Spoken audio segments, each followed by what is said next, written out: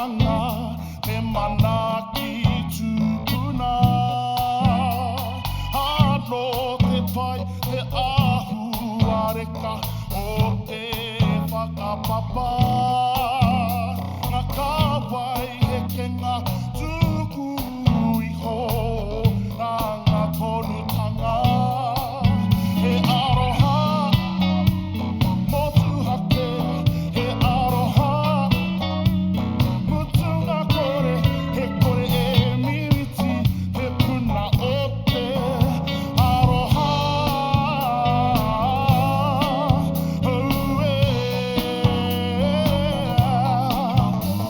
Hina kia o aroha horahia ki te ao. Ka rangona ki ngā whapito whenua o Aotearoa.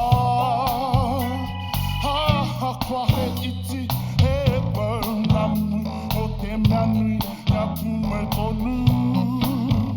Ko ngā kau i ngā tā